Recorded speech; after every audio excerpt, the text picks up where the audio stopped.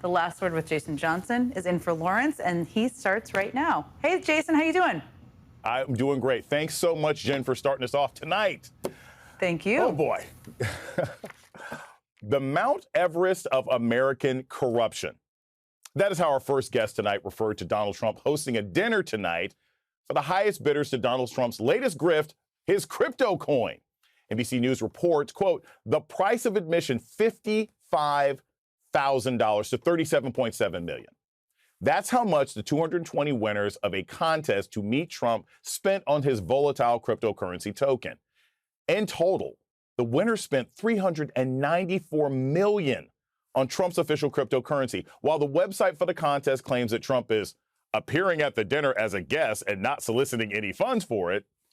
It also says that 80% of the Trump Coin project is owned by two Trump-affiliated companies.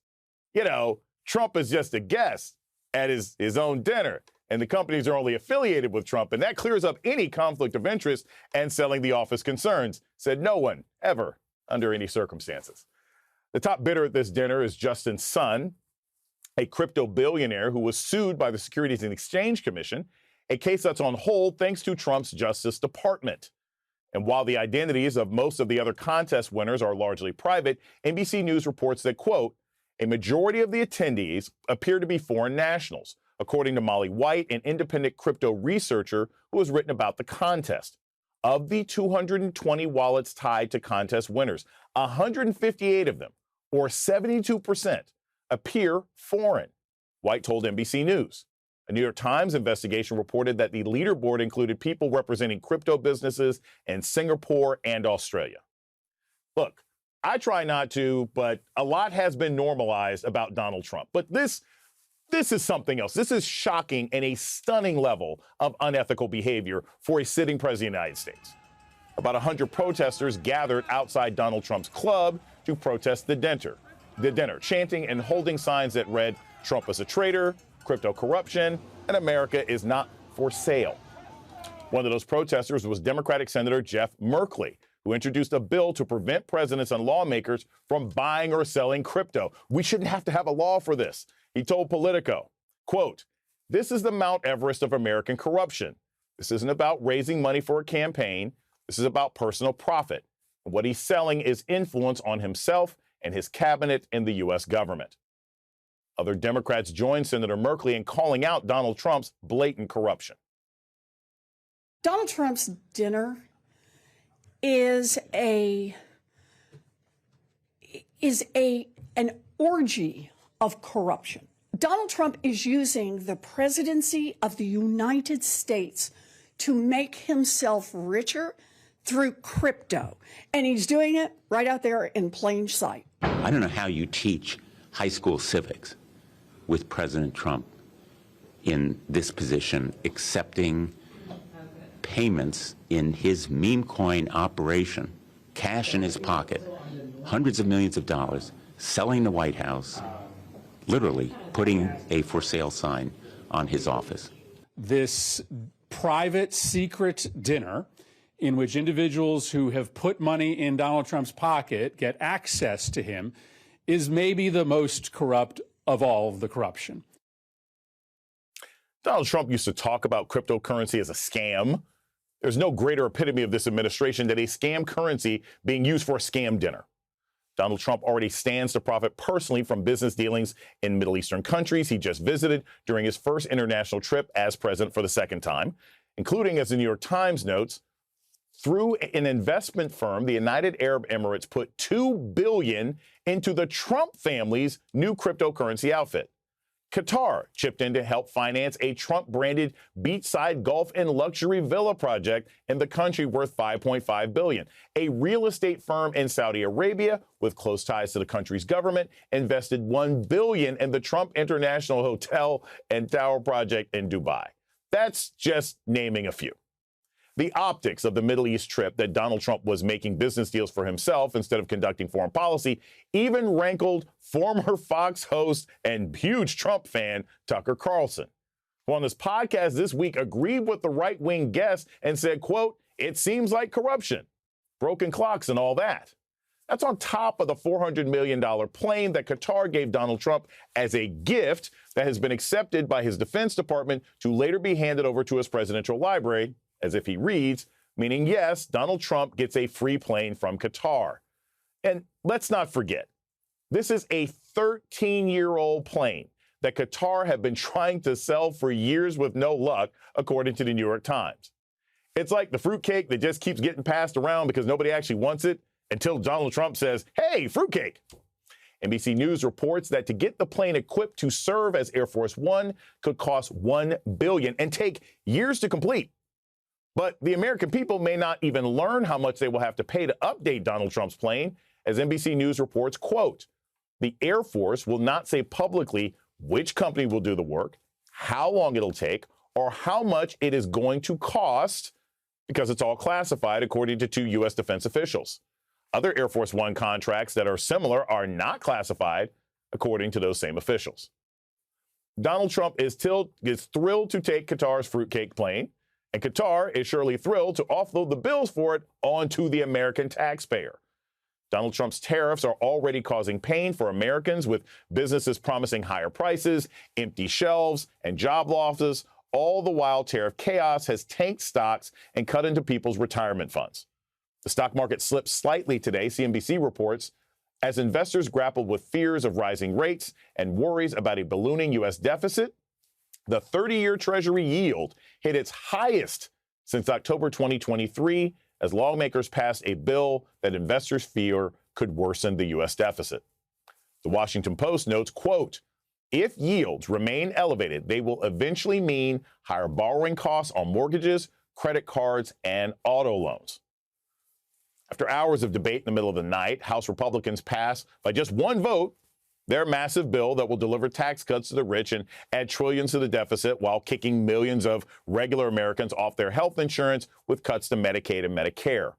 Republican Thomas Massie was one of two Republicans to vote against the bill because of what he says it will mean for the U.S. economy. This bill is a debt bomb ticking. Congress can do funny math, fantasy math, if it wants. We're going to rack up, the authors say, $20 trillion of new debt over the next 10 years. I'm telling you, it's closer to $30 trillion of new debt in the next 10 years. Mr. Speaker, we're not rearranging deck chairs on the Titanic tonight. We're putting coal in the boiler and setting a course for the iceberg. And Rose isn't going to save us. Democratic leader Hakeem Jeffries laid out what this Republican bill with its cuts to Medicaid and Medicare means for the average American. We have the lowest rate of uninsured people in our nation's history. But this GOP tax scam will reverse that with this assault on health care. The largest cut to Medicaid in American history. Children will get hurt. Women will get hurt. Older Americans who rely on Medicaid for nursing home care and for home care will get hurt. People with disabilities who rely on Medicaid to survive will get hurt. Hospitals in your districts will close. Nursing homes will shut down, and people will die. Democratic Congressman Jamie Raskin put Donald Trump's corruption to enrich himself at the expense of the American people into perspective. There's nothing beautiful or big about stripping 14 million Americans of their health care or removing food security from 11 million people, including 4 million kids. That's ugly. That's small. I know Donald Trump has increased his net worth by more than $3 billion since taking office from his global crypto scam, and that yesterday he brought home a $400 million jumbo jet from the monarch dictator of Qatar, a flying constitutional violation packed with threats of espionage and surveillance. But there's nothing big or beautiful about plundering the wealth of the people of America to give to the people who have already profited from Donald Trump's prior schemes. Joining us now is NBC News' Nnamdi Egwu-Onwu, who was on the scene speaking with protesters earlier. Jason, the empty road you see behind me just hours ago was lined with protesters who made clear their opposition to Donald Trump's event tonight and also his administration's policies. No less than 100 protesters lined the sidewalks on this road, armed with signs and megaphones, and described this event as Trump selling access to the leader of the free world to the highest bidder. They noted that attendees of this crypto event paid upwards of millions of dollars to have a meal with the president of the United States and described that as being corrupt. Now, the attendees who came to this to protest this event came from several local Democratic groups as well as Public Citizen and nonprofit group, but they all shared the same condemnation of this event. They described it as Trump attempting to pursue his business interests and line up his own pockets at the expense of the American public and using the office of the presidency to do so. Now, as attendees came in here, and we saw plenty, these protesters quite literally shamed them. They were saying, shame, these are crypto con artists, and you're suggesting that they're complicit in Trump's administration and some of the more controversial policies of the administration. Now, most of the attendees, for the most part, just brushed it off their shoulder and entered the event. But one took issue with those characterizations and sparred directly with protesters, rejecting their assertion that he supports Trump and describing this as a once-in-a-lifetime opportunity to dine with the leader of the free world and talk about industry that has made him a millionaire. But that fell on deaf ears to the protesters, who said anyone who enters this event is being complicit in Trump attempting to pursue business interests while still serving as the president of the United States. One former Treasury Department worker who was here protesting described it to me as Trump getting richer while America gets poorer. When I asked him what he meant by that, he pointed to the bill we saw yesterday passed by the House, the reconciliation bill, which the Congressional Budget Office estimated would indeed lead to the poorest Americans getting poorer in years to come. They said that Trump co-signing legislation like that while holding an event like this is corrupt and, at a minimum, beneath the office of the presidency. Jason? NBC's Nnamdi Egwuonu, thank you so much for joining us this evening. Joining us now is Democratic Senator Jeff Merkley of Oregon. He is the ranking member of the Budget Committee and a member of the Foreign Relations Committee. Thank you so much, Senator, for joining us this evening. You're welcome. I'm gonna start with this. This sort of thing to me, this is third world dictator nonsense. It's almost as if our presidency is a step away from Trump having his own QVC channel and like selling supplements. So just from the perspective of a sitting senator, how do you view this? I mean, we've never seen anything like this. What's just your first visceral response to what the president is doing right now? It's just jaw-dropping and shocking because of the fact that as a republic, we're elected to serve our constituents, the American people. And when you decide instead you're going to sell access and influence to people who are not American citizens, and the fact that you're selling anything at all, it's just completely out of sync with your responsibility and your oath to the Constitution. I mean, our founders were so worried about people buying influence, they put a whole clause into the Constitution saying we couldn't accept gifts from foreign governments. And if they could see what was happening right now, they'd say this is exactly the type of monumental influence that destroys a republic that we were concerned about. Senator, so then the follow-up question that most Americans have is, what can we do about it? I mean, you know, is there some sort of federal repo man or woman that can go into the White House and say, hey, we're going to take the plane back? Because I think it's very clear to most of the American people that this is a grift, but their frustration comes from the fact that it doesn't seem like anything is being done about it.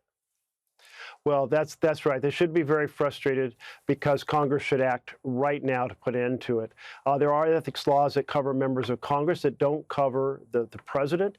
It wasn't thought necessary. There was some concern about separation of powers, but now it's clear we absolutely have to put into law that this type of self-dealing is not okay, that it's a crime.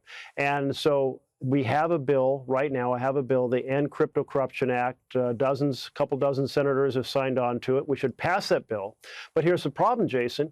It takes Republican cooperation to get to the floor of the Senate, and that's not going to happen. So what can we do? Well, we're going to try to do it as an amendment on some other bill coming through the Senate, probably the Genius bill, which we'll be considering when we return after next week's break. So I want to ask this also. There is a sense sometimes amongst your average American that while the Democrats know this is wrong, and while the Democrats will push through policies that want to change, people still want something more disruptive. What is something that can be done right now by Democrats in the House or Democrats in the Senate about this behavior? Because, hey, bills take time. And as you said, they might have to be added to some other piece of legislation. You might need Republican support. Is there something you can do right now? Is there something you can shut down? Are there appointments that you can stop? Is there something you can do to tell this administration this week at this moment, free planes and crypto are no longer accepted in the White House? Well, if folks were watching the Senate last night, we were doing one amendment or one motion after another to disrupt the process of the Senate proceeding to become basically a way in which legislation can be passed bypassing the normal legislative process. And so we did all these motions, and then eventually they were all defeated. And I think most Americans said, well, that was kind of wimpy. You made motions and then you lost. And we've done many other things. We've used every hour necessary for every single nomination. But again, those nominations all get passed. What we need is the ability to force people to vote so that their vote will be accountable. And this is where I've been talking about the desperate need to reform the Senate, because the way it's structured right now, the powerful can keep any bill that serves the people and any amendment that serves the people from ever getting debated and voted on. And so we're using our voice. We're attending demonstrations, as I did this evening. We're telling the people of America they have to stand up and give us a hard time. Hold all your electeds. Use your passion. Show up. Hold us accountable. Join affinity groups, because when you're working with others, when you're angry and alone, you're depressed. But when you're angry and organized with others, you're effective and energized. So it is very frustrating that we're using every tool we have, but it's not enough. Senator Jeff Merkley, thank you so very much for reminding us what the American people can do to make a difference in this administration. Appreciate it. Great to be with you, Jason. Thank you. Coming up, Donald Trump confirmed today that his administration was attempting to deport 8 migrants to war-torn South Sudan until it was stopped by a federal judge. And now he's calling on the Supreme Court to help him out. We'll discuss that next with Barbara McQuaid.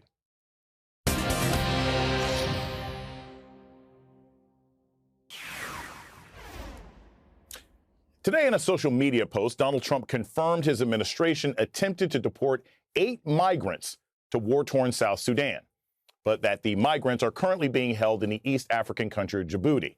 The New York Times reports a federal judge in Boston said on Wednesday that the Trump administration had violated an order he issued last month barring officials from deporting people to countries not their own without first giving them sufficient time to object.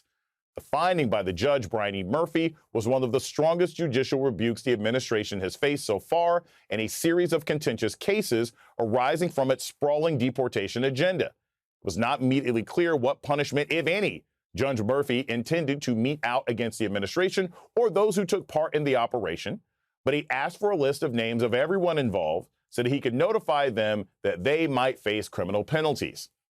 In his post today, Trump added, hopefully, the Supreme Court of the United States will put an end to the quagmire caused by a federal judge stopping him. This is all happening as the Trump administration continues to buck the Supreme Court, which unanimously ordered it 42 days ago to facilitate the return of Kilmar Abrego Garcia after he was sent to an El Salvadoran prison by mistake. The New York Times detailed how Trump officials debated handling the Abrego Garcia case. The days before the government's error became public, DHS officials discussed trying to portray Mr. Abrego Garcia as a leader of the violent street gang MS-15, even though they could find no evidence to support the claim. They considered ways to nullify the original order that barred his deportation to El Salvador. They sought to downplay the danger he might face in one of that country's most notorious prisons. And in the end, a senior Justice Department lawyer who counseled bringing Mr. Abrego Garcia back to the United States was fired for what Attorney General Pam Bondi said was a failure to zealously advocate on behalf of the United States. Senator Chris Van Hollen, the only person in America who has met with Kilmar Abrego Garcia since he was sent to prison, confronted Secretary of State Marco Rubio about the case at a hearing earlier this week. We deported gang members, including the one you had a margarita with. And that guy is a human trafficker, and that guy is a gangbanger, and the evidence is going to be clear. In the days to come, you're going to see who you went to defend. I'm sorry, Mr. Chairman. Secretary Rubio has the floor. Mr. Chairman, he can't make unsubstantiated comments like that. Secretary Rubio has the floor. You had Secretary your time. Rubio should take that testimony to the federal court of the United States because he hasn't done it under oath. Abrego Garcia hasn't been charged or convicted of any crimes.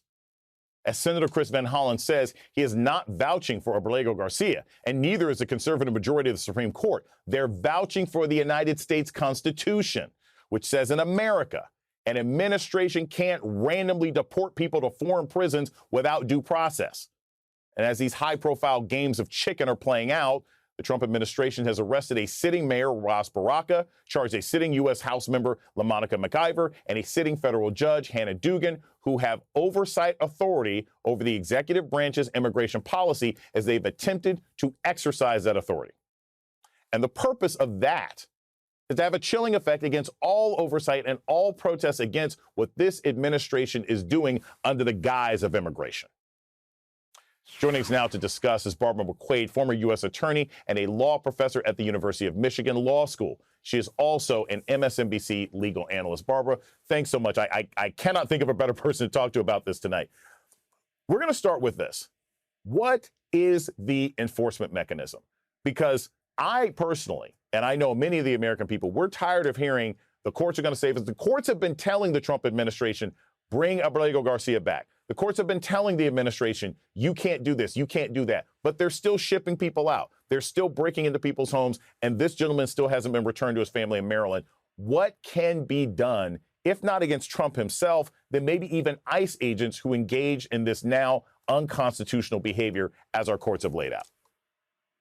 Yeah, if you listen, Jason, to the defense that Marco Rubio laid out there, that Donald Trump lays out, it is always about the substance. It is always about the egregious misconduct that these individuals may have engaged in at some point in the past. That is not the issue here. The issue is about compliance with the Constitution, about process. The American legal system is all about process, regardless of substance. It doesn't matter how bad you are. You've got to comply with the Constitution. That includes the Due Process Clause. So what happens when you don't? Well, judges have some power available at their fingertips. They are often loath to use that power.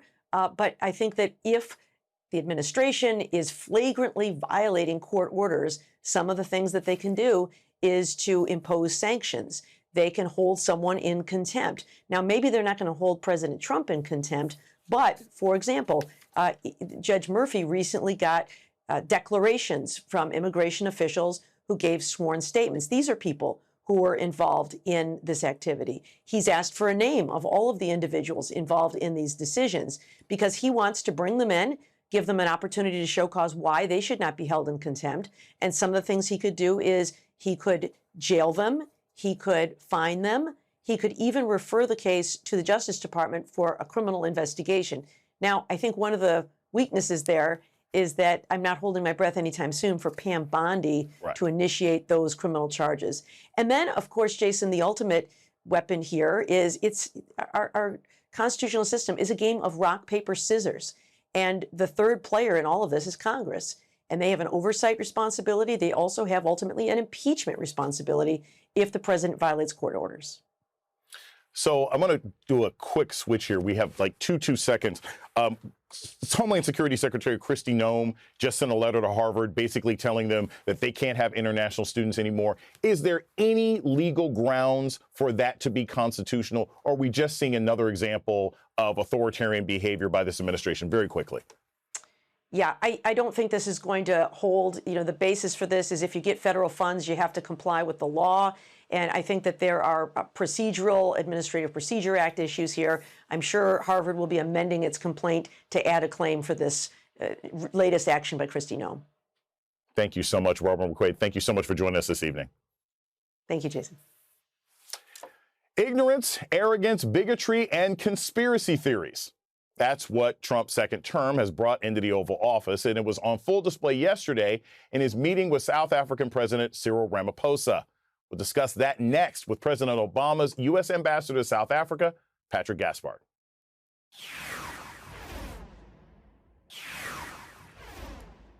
World leaders beware. What was once a chance for a friendly photo op and Oval Office pool spray now carries the risk of an ambush.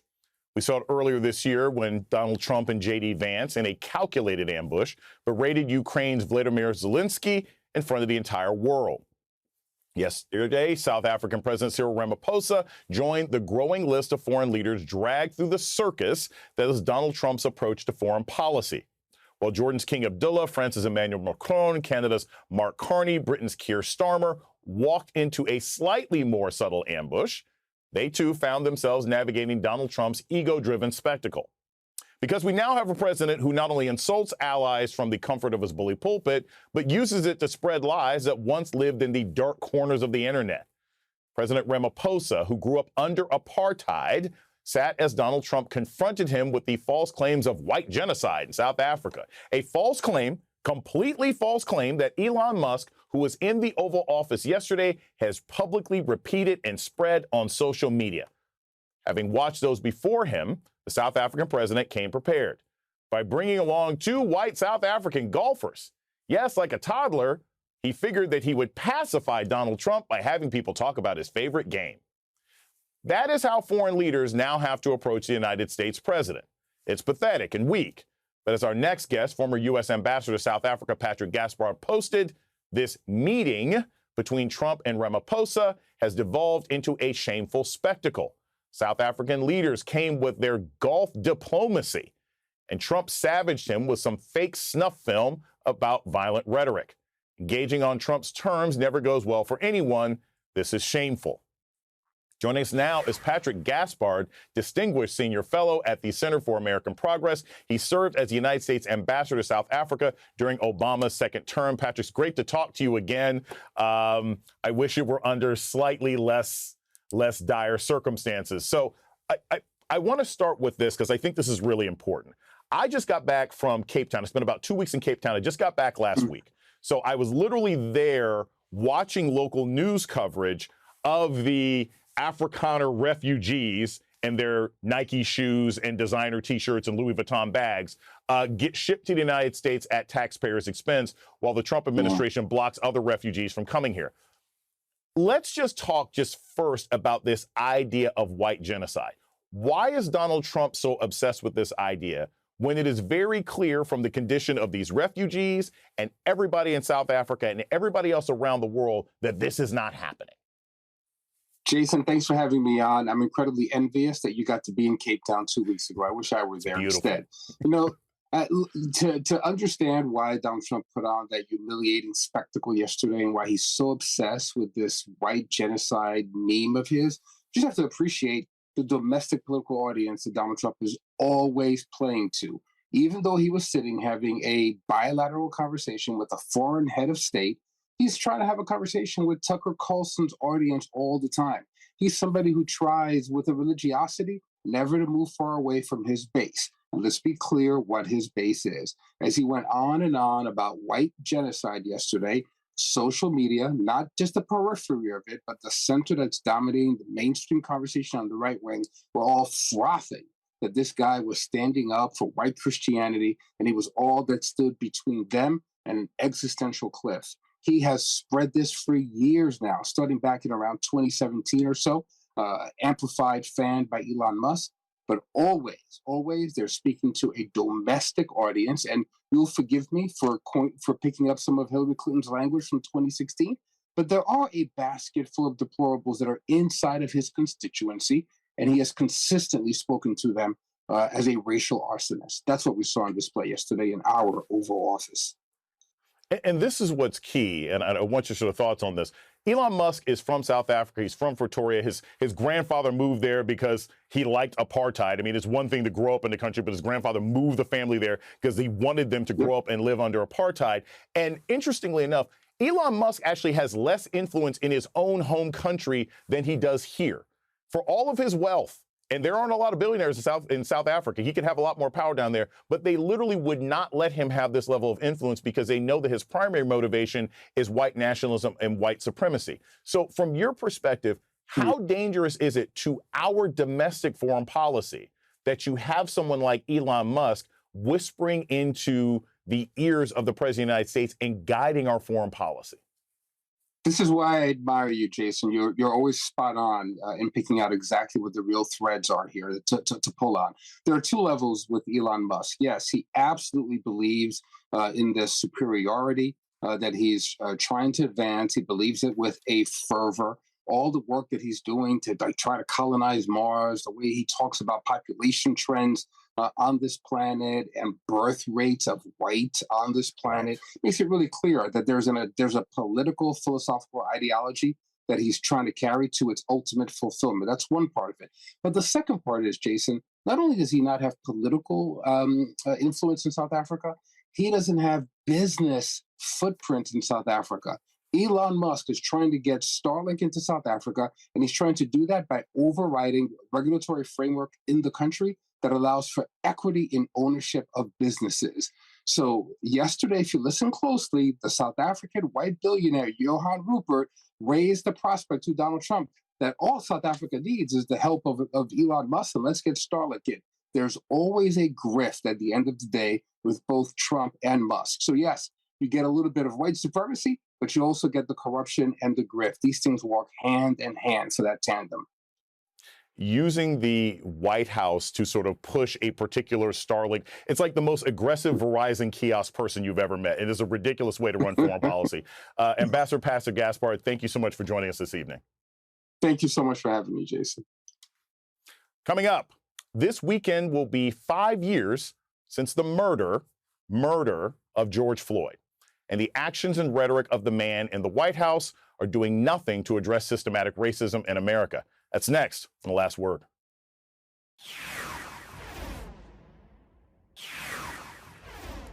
Being black in America should not be a death sentence. We watched as a white officer pressed his knee into the neck of a black man. When you hear someone calling for help, you are supposed to help. This officer failed in the most basic human sense. Being black in America should not be a death sentence. But nearly 5 years ago, that is exactly what Americans witnessed when they saw the cell phone video of Minneapolis police officer Derek Chauvin pressing his knee into the neck of the unarmed and gasping George Floyd for 9 minutes and 29 seconds. It triggered the largest protest movement in American history. Derek Chauvin was later convicted by a jury of murder. Donald Trump, who was president at the time George Floyd was murdered, publicly condemned his death. Like I said, broken clocks. But yesterday, the Justice Department announced a move to dismiss a police accountability agreement with Minneapolis that was negotiated under President Biden. The Department of Justice also announced it will also begin to dissolve a similar police consent decree in Louisville after the death of Breonna Taylor, as well as ending investigations of violation by police departments across the country. Benjamin Crump, the attorney for George Floyd's family, said, quote, "The Department of Justice is not just rolling back reform. It is attempting to erase truth and contradicting the very principles for which justice stands." But Donald Trump is willing to stand up for the January 6th rioters and terrorists who stormed the Capitol. New York Times reports, quote, "The Justice Department is discussing giving the relatives of Ashley Babbitt, an Air Force veteran killed by the police during the storming of the Capitol on January 6, 2021, about $5 million to settle a wrongful death lawsuit they brought against the government last year, according to two people familiar with the matter. The Justice Department prosecuted nearly 1,600 people in connection with the January 6 terrorist attack. But on this first day in office, Donald Trump pardoned nearly all the people who attacked the Capitol and the police there on his behalf. The Trump mob that carried a Confederate flag in the United States Capitol. We know who Trump justice actually favors. Joining us now is national political reporter for the Washington Post, Toulouse Olorunnipa. Thank you so much. He is a Pulitzer Prize-winning co-author of His Name is George Floyd, One Man's Life and the Struggle for Racial Justice. Toulouse, thank you so much for joining us this evening.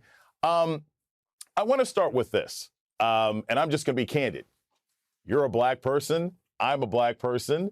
We saw this racial reckoning occurring in the country over the last 4 or 5 years. What would you say is the biggest change that you have seen in your reporting, in your book, that has happened in America since the George Floyd protests?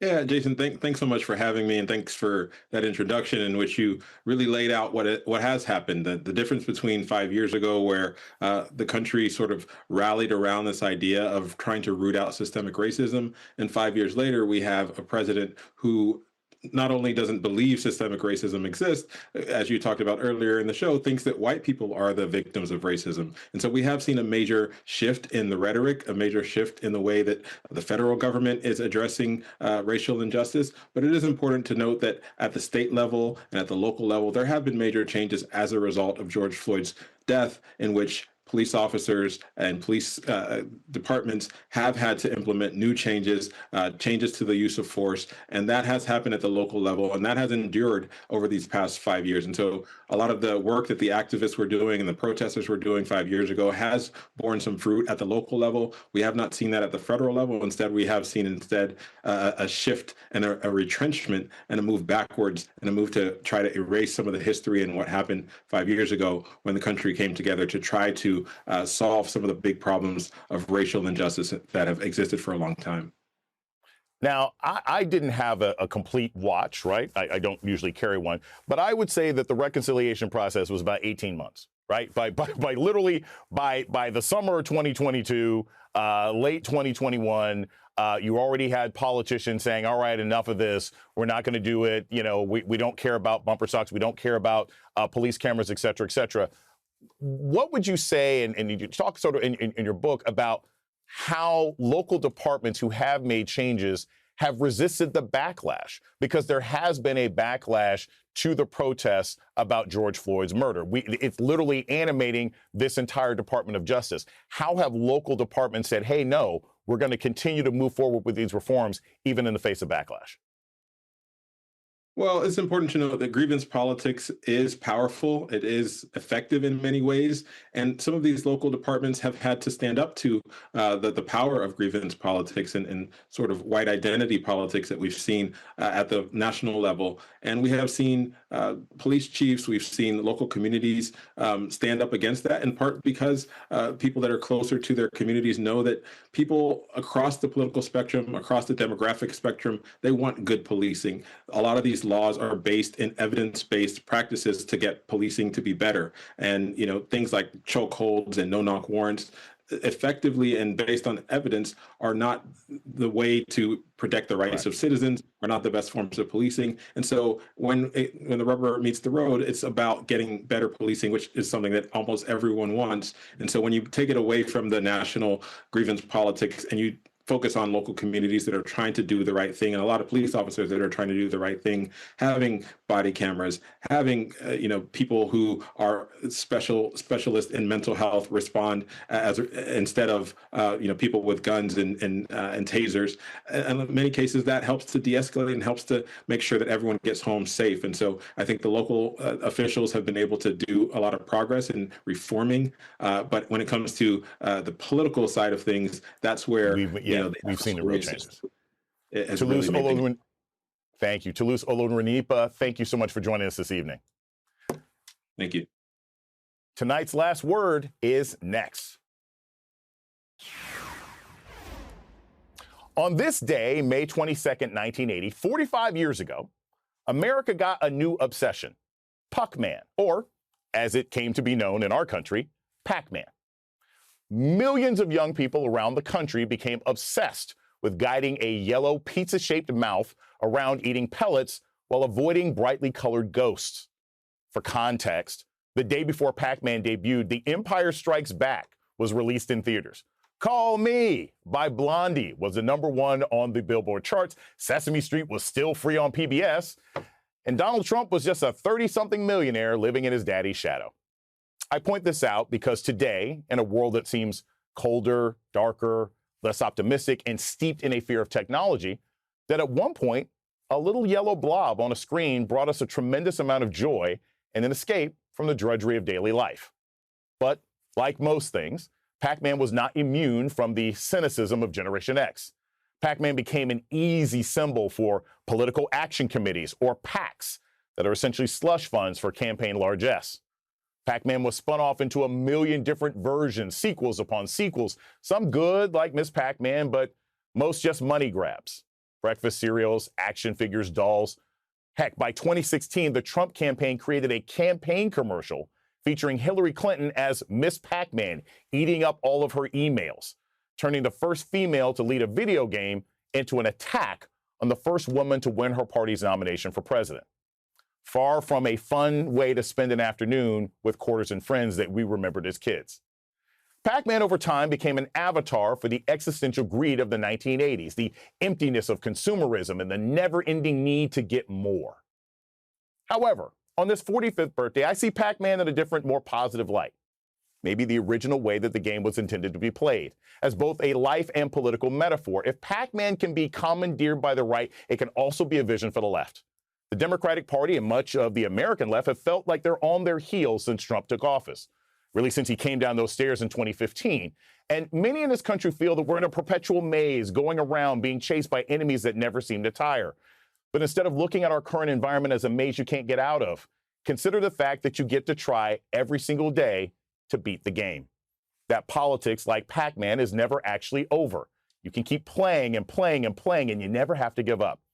In fact, as long as you can keep shoving quarters into the machine, since all politics requires at least a little bit of money, there's a chance that you can move ahead, grab a power pellet every cycle, and make a difference. And instead of being chased by ghosts of the political past, you can actually turn the tables on them. Heck, if you work hard enough, you can turn red, pink, and light blue states into dark blue states. So on this Pac-Man birthday, whether you're celebrating with a special Google search engine or Pac-Man edition from Krispy Kreme, or playing on a retro machine at home like I did, remember, we can win at the game of politics just like you win at Pac-Man. Keep chomping, keep running, and if it doesn't work out this time, you can unplug and start again tomorrow. That is tonight's last word.